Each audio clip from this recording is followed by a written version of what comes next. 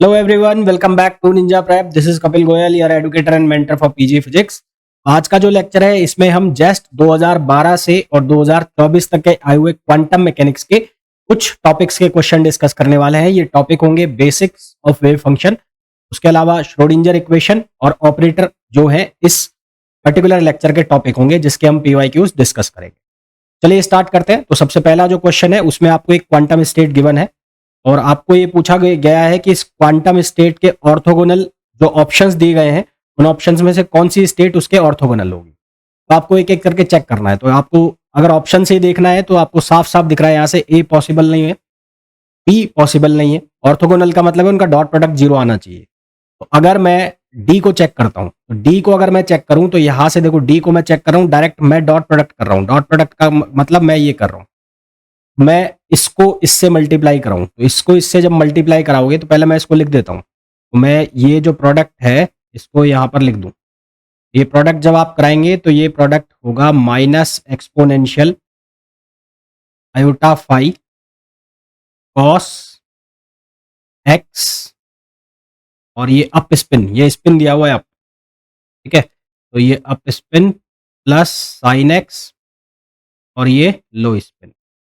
इसका जो प्रोडक्ट है वो कराया जा रहा है किसके साथ, इसके साथ। तो इसके साथ प्रोडक्ट करा रहे हैं तो ये बन गया साइन एक्स, ये अप और प्लस ये बन रहा है एक्सपोनेंशियल आयोटा फाई, ये हो रहा है कॉस एक्स और ये down.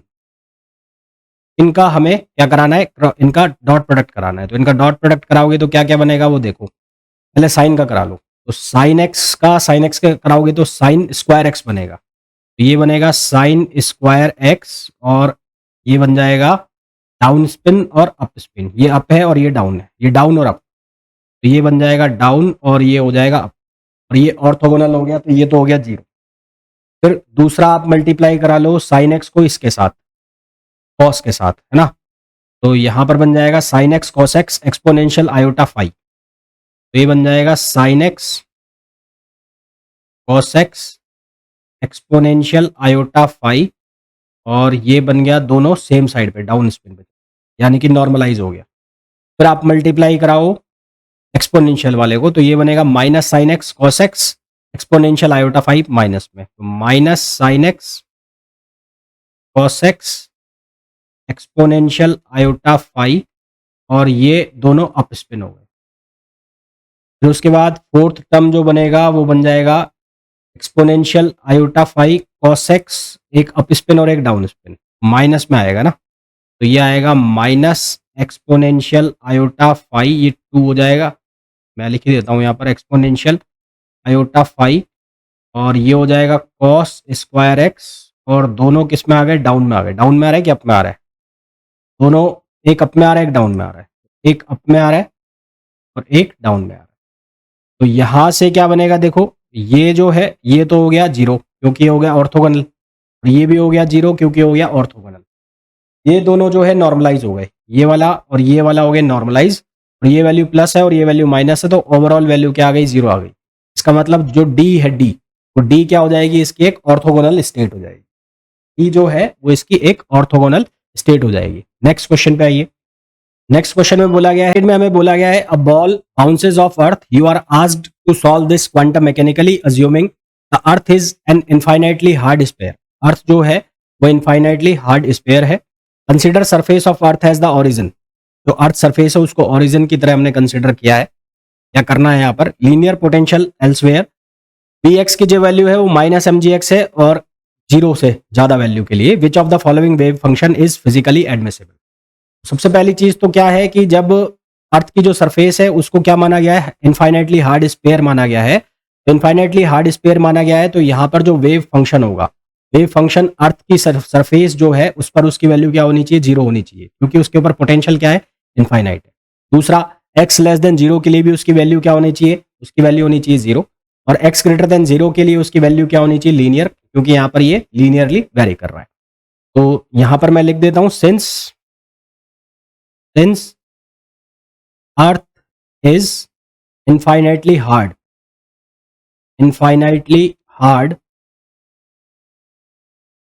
hence Hence wave function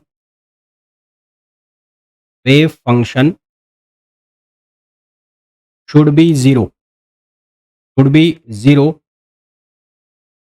at earth surface for x less than 0 and non-zero for x greater than 0. x greater than 0 के लिए नॉन जीरो होना चाहिए. अब एक एक करके ऑप्शन चेक कर लो. पहला जो ऑप्शन है, पहले ऑप्शन में लिखा है psi equals to A e power minus k x upon k x. पहले ऑप्शन में लिखा है psi equals to A e power minus k x upon x. तो यहां पर जब मैं डालूंगा एक्स इक्वल्स टू जीरो, तो when x equals to zero, तो साई जो है वो अप्रोच कर जाएगा इनफाइनाइट को, यानी कि ये फिजिकली एक्सेप्टेबल नहीं है, क्योंकि यहां पर ये नॉट डिफाइंड है. कौन सा हो गया? Not defined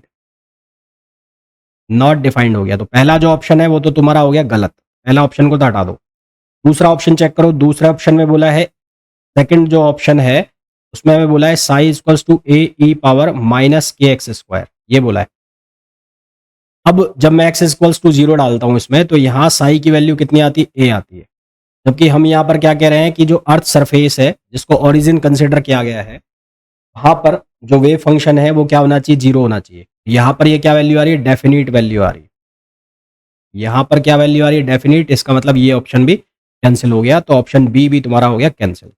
option C check करते हैं. तो ऑप्शन सी अगर आप चेक करें तो ऑप्शन सी में क्या लिखा हुआ है? ऑप्शन सी में लिखा हुआ है माइनस ए एक्स और के ई एक्स. ये लिखा हुआ है माइनस ए एक्स और के ई एक्स, ऐसा लिखा हुआ है.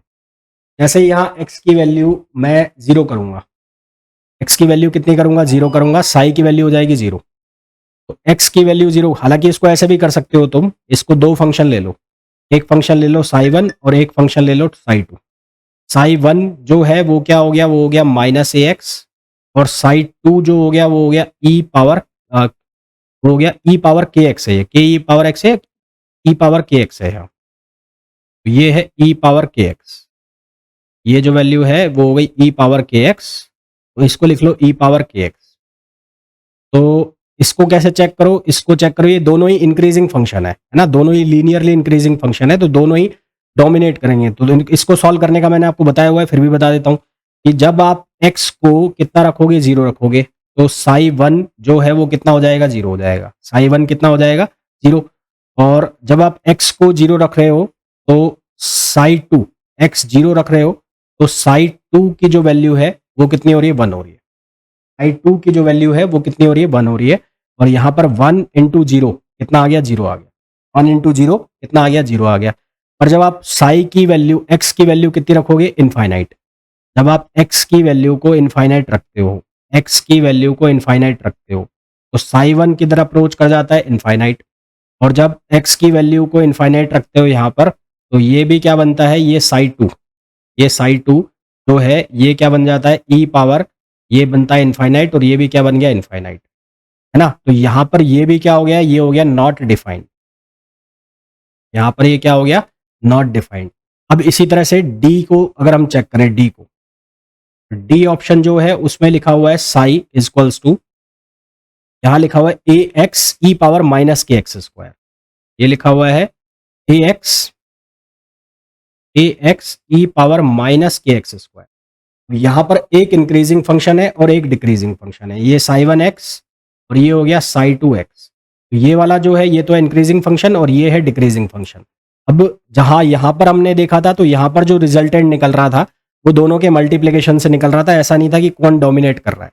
अब यहां पर एक टाइम पर एक डोमिनेट करेगा, और जो डोमिनेट करेगा उसके इफेक्ट को हम कंसिडर करेंगे. जैसे कि साई वन एक्स है, ये इंक्रीजिंग फंक्शन है. कौन सा फंक्शन है? इंक्रीजिंग. तो साई वन एक्स की वैल्यू जब मैं कितना रखता हूं? जब मैं रखूंगा x बराबर जीरो, तो at x equals to zero, x equals to zero पर साई वन एक्स जो है वो क्या वैल्यू देगा? ये इंक्रीजिंग फंक्शन है. साई वन एक्स क्या वैल्यू देगा? जीरो.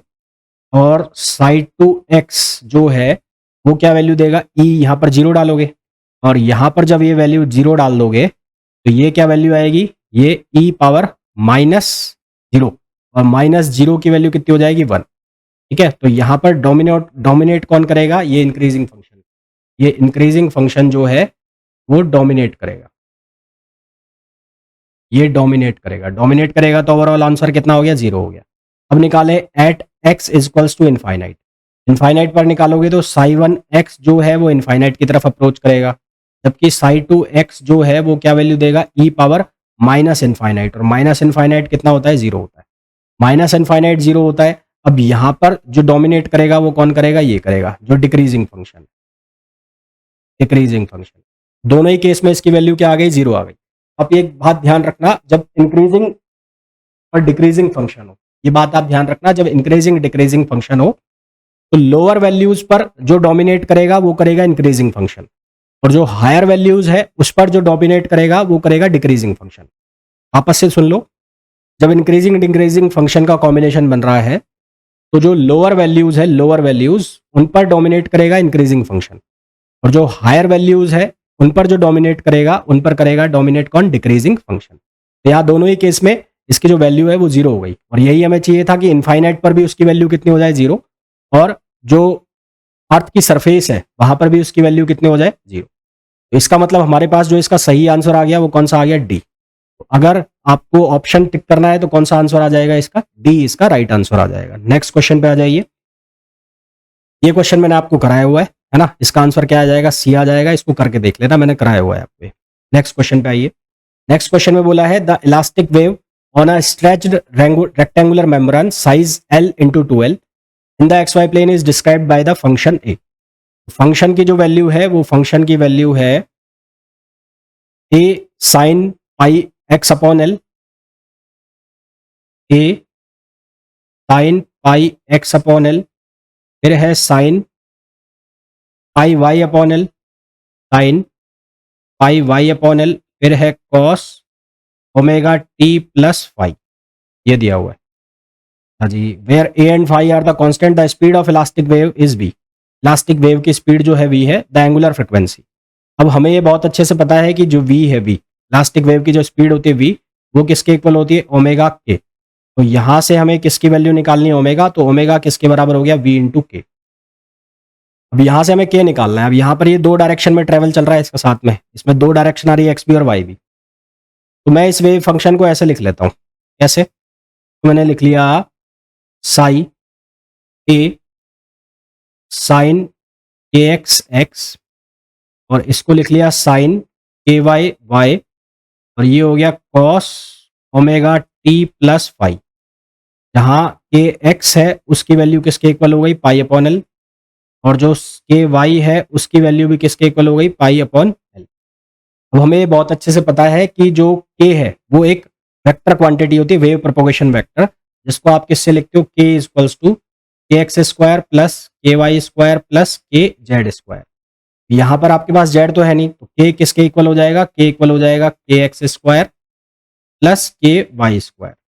अब ये वैल्यू डाल दो, तो यहाँ से दोनों की वैल्यू डालोगे तो पाई स्क्वायर अपॉन एल, तो ये हो जाएगा under root 2 pi upon L. ये वैल्यू को आपको यहाँ सब्सटीट्यूट करना है, यहाँ सब्सटीट्यूट करना है, तो अब ओमेगा की जो वैल्यू है वो कितनी बन जाएगी, वो बन जाएगी root 2 pi v upon L.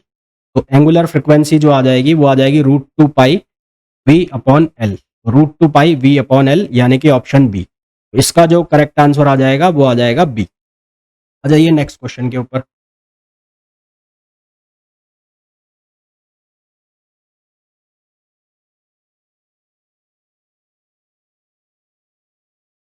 Next question में बोला गया है the wave function of a free particle in one dimension is given by psi x is equals to A sine x plus B sine 3x।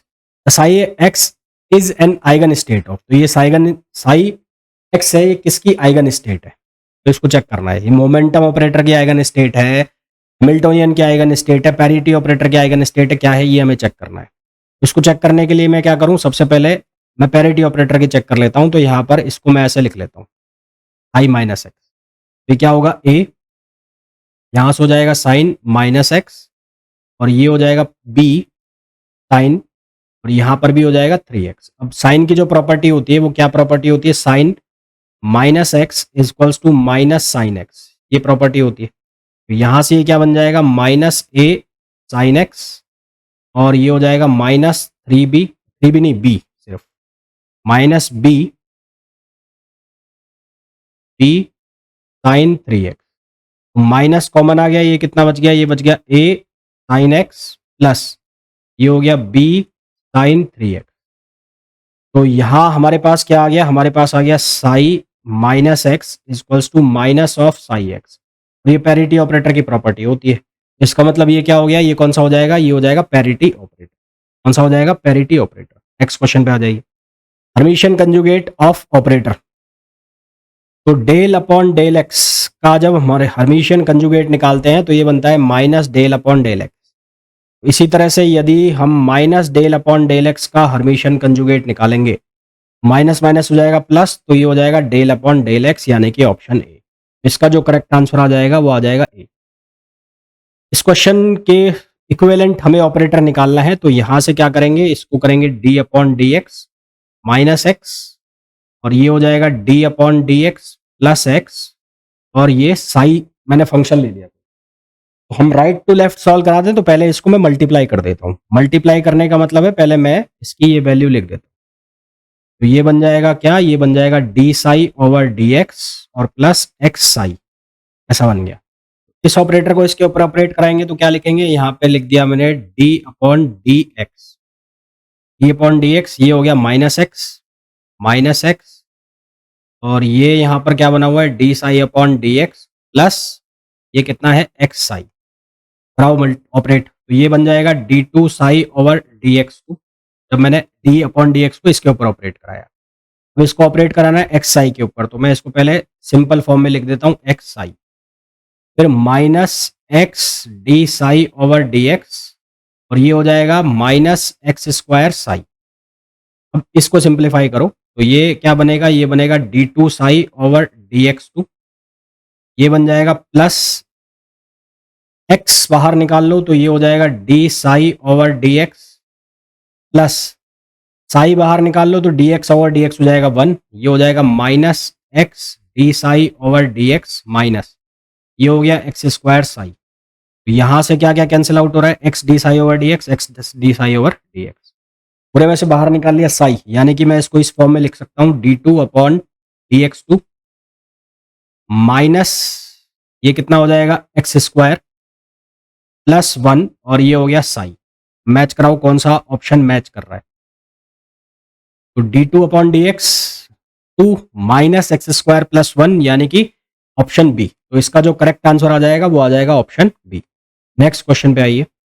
Next question में बोला है the adjoint operator, d upon d x का adjoint क्या आएगा, minus iota d upon d x, minus i सिर्फ, sorry. तो इसका जो सही आंसर आ जाएगा वो आ जाएगा सी। नेक्स्ट क्वेश्चन पे आइए, यहाँ पर बोला है quantum mechanical particle in a harmonic oscillator potential has the initial wave function, initial wave function है psi not x plus psi one x, where psi not and psi one are the real wave function in the ground and first excited state of the harmonic oscillator Hamiltonian.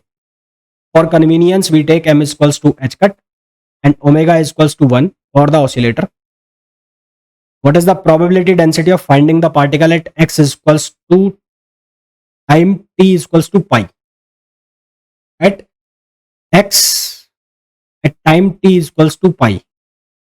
तो अब देखो क्या करेंगे इसमें जो function है पहले उसको मैं लिख लेता हूं। तो फंक्शन को जो है किस फॉर्म में लिखूं मैंने लिख लिया फंक्शन को यहां पर साई के फॉर्म में। तो ये है साई नॉट एक्स, अच्छा ये अब टाइम के रेस्पेक्ट में भी है क्योंकि टी इक्वल्स टू पाई पे हमें निकालना है, तो मैंने इसको इस फॉर्म में लिख लिया e power minus iota e not t upon h cut, और दूसरा हो जाएगा साई वन एक्स और ये हो जाएगा e power minus iota e one t upon h cut, और इसका जो कंजुगेट होगा वो कंजुगेट क्या लिखा जाएगा, वो लिखा जाएगा साई नॉट ई पावर ये एक्स अंडरस्टूड है ना ये, और ये हो जाएगा iota e not t upon h cut, और यहाँ पर बनेगा साई वन ई पावर और ये हो जाएगा iota e one t upon h cut. तो हमें क्या निकालनी है, प्रोबेबिलिटी डेंसिटी। तो प्रोबेबिलिटी डेंसिटी जो है वो क्या होगा, साई नॉट और साई इनको मल्टीप्लाई करना है, करो मल्टीप्लाई। तो मल्टीप्लाई करोगे तो पहला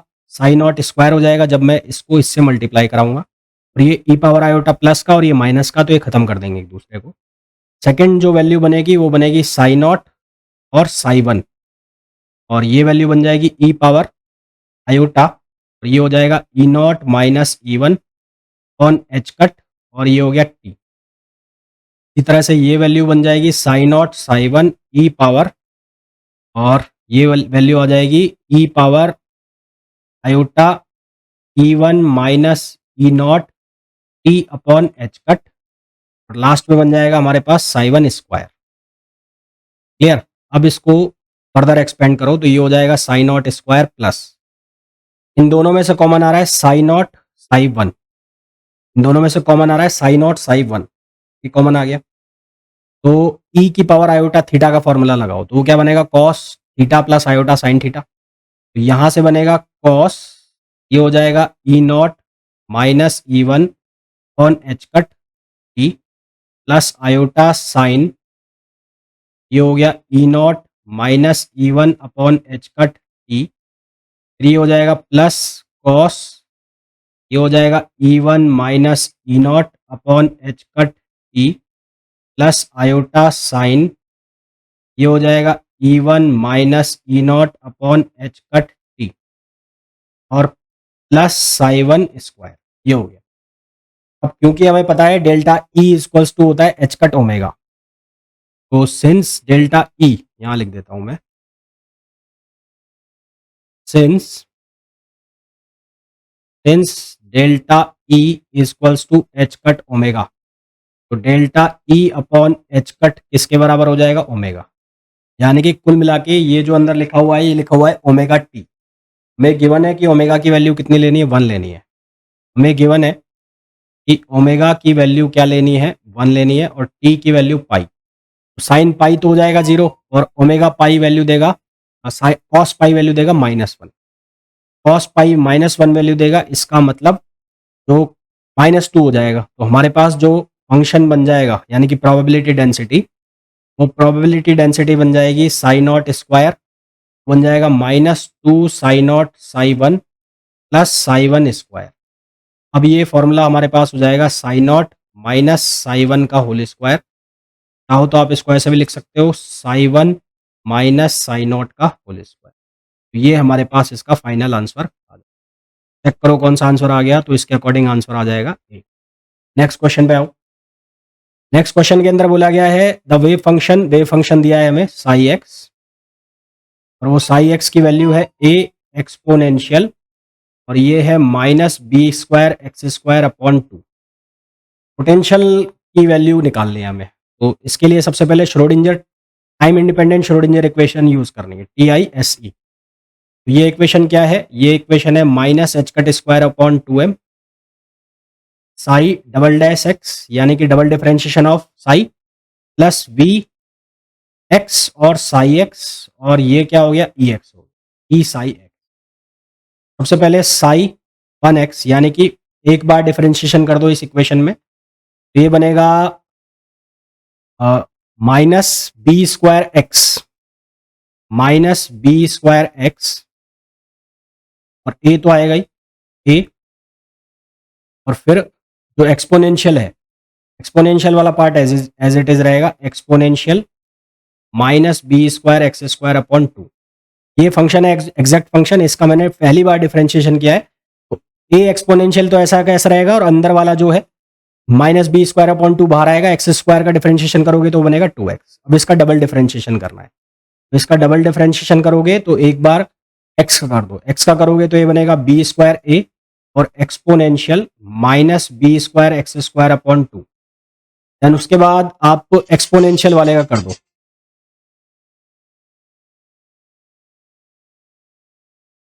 एक्सपोनेंशियल वालों का करोगे तो ये बनेगा, यहां से बनेगा माइनस माइनस हो जाएगा प्लस, और ये बी स्क्वायर ए, और यहां पर बन जाएगा एक्स स्क्वायर, और ये हो जाएगा exponential -b² x square upon 2। इसमें से कॉमन निकाल लो, a exponential -b² x square upon 2, तो a exponential -b² x square upon 2 common आ गया, तो ब्रैकेट में कितना चला गया, ब्रैकेट में चला गया -b², और ये आ गया कितना, ये प्लस का b² और ये एक्स स्क्वायर आ गया। ये आ गया बी स्क्वायर एक्स, यहाँ बी पावर 4 हो जाएगा, ये बी पावर 4, क्योंकि ये वापस से मल्टीप्लाई होगा ना तो बी पावर 4 हो जाएगा। तो ये जो चीज़ है फंक्शन की पहले से वैल्यू लिखी हुई है, तो साई डबल एक्स एक्स जो है वो कितना बन जाएगा, वो बन जाएगा minus b square plus b power 4 x square, और ये हो गया साई एक्स। ये वैल्यू हमें रखनी है कहाँ पर, ये जो हमें टाइम इंडिपेंडेंट श्रोडिंजर इक्वेशन दी गई है इसके अंदर ये वैल्यू को सब्सटीट्यूट करना है। तो ये वैल्यू को जब हम सब्सटीट्यूट करेंगे इसमें तो क्या लिखा जाएगा, यहाँ पर लिखा जाएगा minus h cut square upon 2m, यहाँ बनेगा माइनस बी स्क्वायर, ये b square minus minus b square plus ये बनेगा बी पावर 4 एक्स स्क्वायर, ये होगा साई एक्स प्लस यहाँ पर पोटेंशियल एक्स, ये हो जाएगा साई एक्स, और प्लस ये जो वैल्यू है ये क्या हो जाएगी, ई साई एक्स। साई हर जगह से कैंसिल आउट हो जाएगा, साई साई। अब हमें कंडीशन दी हुई है, क्या कंडीशन दी हुई है, हमें बोला हुआ है कि x इक्वल्स टू 0 पर पोटेंशियल 0 है, तो यहाँ पर लिखो at x equals to 0, x equals to 0 पर ये एच स्क्वायर अपॉन 2m, ये माइनस माइनस हो गया प्लस बी स्क्वायर हो गया, ये 0 हो जाएगा, और ये वैल्यू किसकी आ गई, ई की वैल्यू आ गई। अब हमें वी एक्स निकालना है, ई की वैल्यू हमारे पास ये आ गई, तो अब इसको सिंप्लीफाई करो फर्दर, माइनस इसको फर्दर हम सिंप्लीफाई करेंगे तो ये बनेगा h cut square b square over 2m, और ये बनेगा minus h cut square upon 2m b power 4 x square plus v x, और ई की जो वैल्यू है वो कितनी आ रही है, वो आ रही है h cut square b square over 2m, तो ये कैंसिल हो गया, तो यहाँ से वी एक्स की जो वैल्यू आ गई वो कितनी वैल्यू आ गई, वो आ गई h cut square b power 4 x square over 2m। Match कराओ कौन सा ऑप्शन मैच कर रहा है, तो ऑप्शन मैच करेगा बी, तो हमारे पास करेक्ट आंसर आ गया बी। तो इस तरह से ये जो क्वेश्चंस है जेस्ट में आए हुए हमें करने, जेस्ट में आए हुए क्वेश्चन थोड़े से टफ होते हैं in comparison to get exam, jam exam, even CSIR net से भी थोड़े से टिपिकल ये क्वेश्चन पढ़ते हैं, पर इन क्वेश्चन को करने से आपके कॉन्सेप्ट जो है वो अच्छे खासे प्रॉपर हो जाते हैं, बढ़िया हो जाते हैं। मिलते हैं नेक्स्ट वीडियो में, till then thank you, bye bye.